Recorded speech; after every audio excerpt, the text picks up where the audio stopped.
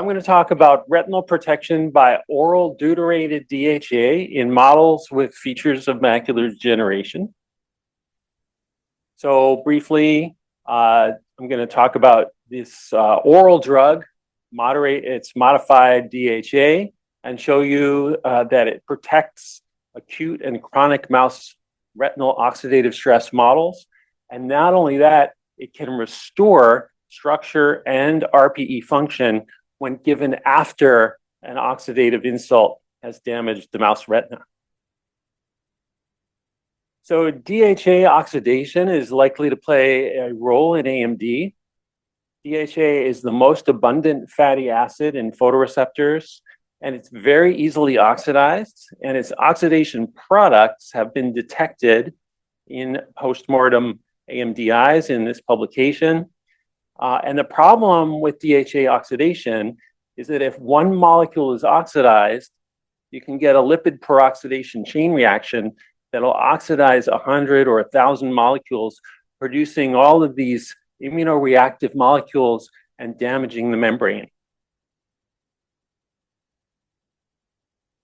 So here, Ying Song looked at some postmortem eyes, human eyes, and asked, is a DHA reaction product present in the retina? So this product is called CEP, carboxyethylpyrrole, and you'll see it here in red. So this is a normal donor, and this is an AMD donor. And here, Ying found the CEP exactly where we thought it would be, right in the photoreceptor outer segments, where the DHA is very abundant. You can see it better here without the DAPI. And also in the RPE, because the RPE phagocytoses the tips of the photoreceptors every day, so it will accumulate the CEP that has formed in the outer segments. We also see this in the AMD donor. So this happens in both normal and AMD donors, and we think it's potentially a prerequisite for AMD. It's not necessarily the only thing that's going to cause it, but it's going to incite an immune reaction. And in people who have, for example, complement factor H SNPs that make them more predisposed to an immune reaction, this can progress to AMD. So we used an approach to try to protect DHA. The DHA is modified so that deuterium replaces these hydrogens. Deuterium is a heavy non-radioactive isotope of hydrogen that, when added in these positions, makes it much more difficult to oxidize the DHA so that it won't form these immunoreactive oxidation products like CEP or MDA. So here is an acute experiment in mice where we fed mice a diet containing either deuterated DHA or natural DHA for a month, and then injected iron into the vitreous, which is going to cause acute oxidative stress. And then a week later, Brent did this beautiful imaging. So here in mice that got natural DHA diet, there's a lot of lipofuscin indicating damage to photoreceptors and RPE cells and thinning of the outer nuclear layer, as you see here in this OCT, compared to the normal. But in mice that were fed deuterated DHA, there is complete protection, no autofluorescence, and completely normal-looking photoreceptor layer.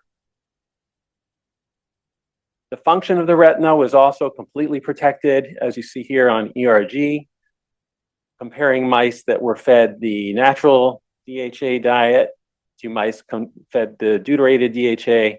The waves, rod waves and cone wave, are all normal on the DHA diet, deuterated DHA diet. There's a dose response. So if we feed the mice deuterated DHA for 1, 2, 3, 4, or 8 weeks, there's better and better protection. And you see that at 4 weeks, there's no autofluorescence. And that represents a time point where the ratio of deuterated DHA to natural DHA is 1 to 1. So that's all we need to get complete protection.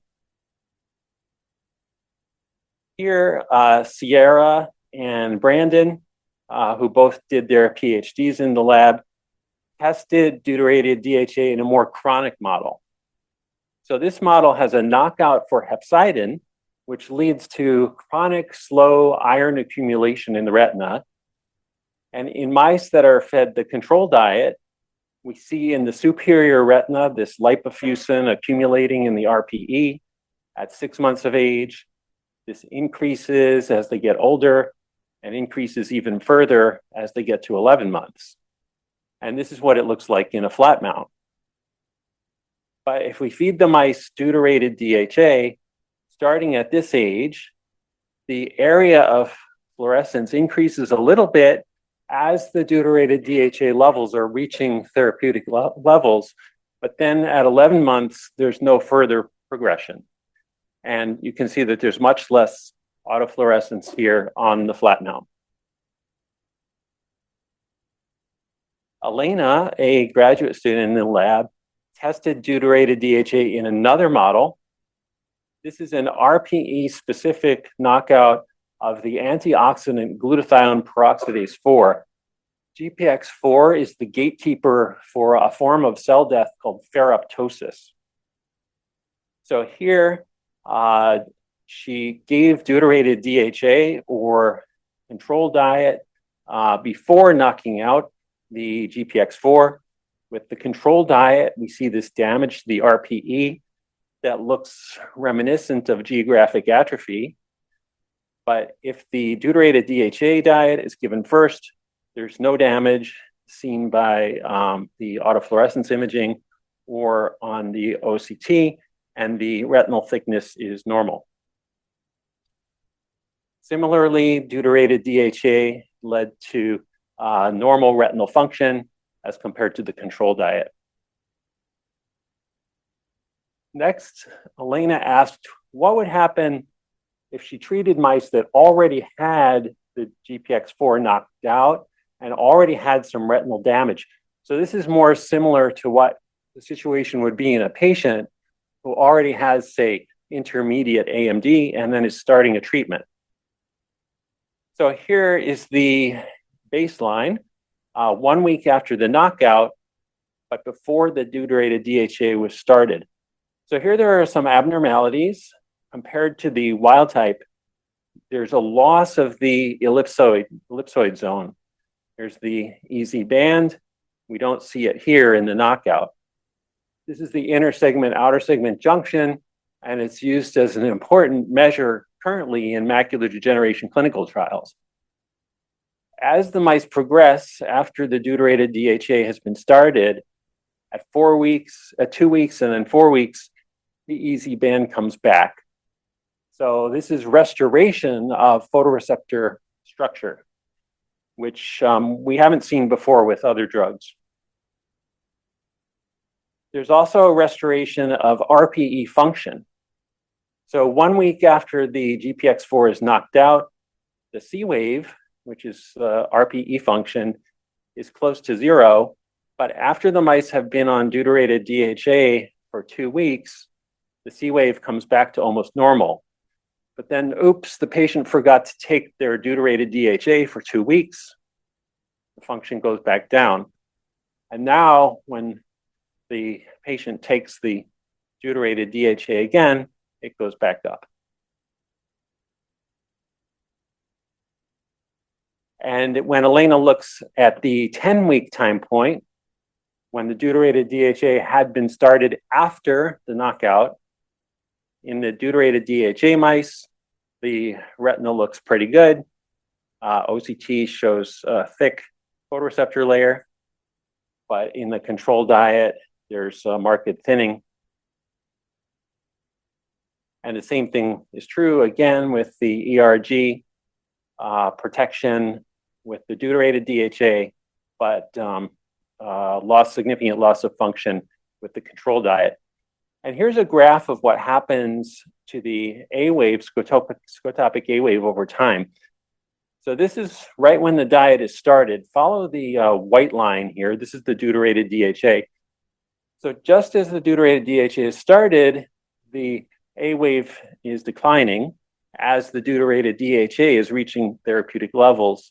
At 2 weeks, it's reached its therapeutic level and it has stabilized the function of the photoreceptors all the way out to 10 weeks. And the same pattern applies to the other waves. We also wanted to know if deuterated DHA would be safe. So we administered it for a whole year to wild type mice, and we saw no effect on retinal structure or function. Again, Brent, thank you for these beautiful images and ERGs. So in conclusion, deuterated DHA protects RPE and photoreceptors against oxidative stress, and it also restores the easy band, the structure of the photoreceptors after it had been damaged, and also restored RPE function when given after the GPX4 knockout. And in part because of these studies, oral D-DHA has now received an IND from the FDA for a geographic atrophy clinical trial that should be starting any day now. I'd like to thank all the members of my lab, current members, who are very supportive, and my collaborators, past members of the lab, and funders. Thank you very much.